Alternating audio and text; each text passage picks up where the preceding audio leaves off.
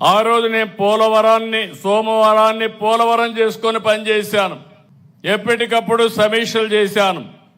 ఈ రోజు మీ అందరినీ ఒకటి విజ్ఞప్తి చేస్తున్నా, ఇప్పటికే 37 సార్లు పోలవరానికి వెళ్ళాను, ఫిజికల్గా వెళ్ళాను. 137 సార్లు వర్చువల్గా సమీక్షించాను. ఈ రోజుటికి 89% పనులు పూర్తి చేశాం, అందరికీ సహాయం చేశాం. నిర్వాసితులందరూ కూడా హ్యాపీగా ఉన్నారు. వాళ్ళ యొక్క ఆలోచనలు గుర్తుపెట్టుకున్నప్పుడు ఒక ప్రాజెక్టు వల్ల లాభం పొందే వాళ్ళు ఆనందంగా ఉంటారు, భూమి పోగొట్టుకున్న వాళ్ళు బాధపడతారు. వాళ్ళకు కూడా న్యాయం చేయాలి. అదే దానిపైన మనం చేశాం. 2 ఏళ్లలో 2250 కోట్లు నిర్వాసితులకు అందించాం. పునరావాస కాలనీలు నిర్మించాం.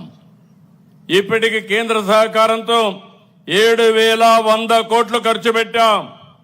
ఈ రోజు ఒక పవిత్రమైన కార్యక్రమంలో అనౌన్స్ చేస్తున్నాను. రాబోయే రోజుల్లో మార్చి 2027 పోలవరాన్ని పూర్తి చేసి జాతికి అంకితం చేస్తాం, రాష్ట్రానికి జీవనాడిగా తయారు చేస్తాం. ఇప్పుడు కాస్తా కోస్తూ లిఫ్ట్తో వస్తున్నాయి. రేపు లిఫ్ట్ కూడా అవసరం లేదని చెప్పి నేను మీకు తెలియజేస్తున్నా. నా ఆలోచన ఒకటే, వంశధార పెన్న నదుల అనుసంధానం జరగాలి.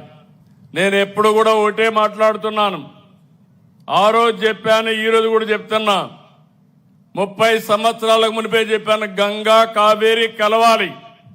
ఒక్క గోల్డెన్ క్వాడ్రిలేటరల్ రోడ్డుతో దేశ చరిత్రే మారిపోయింది.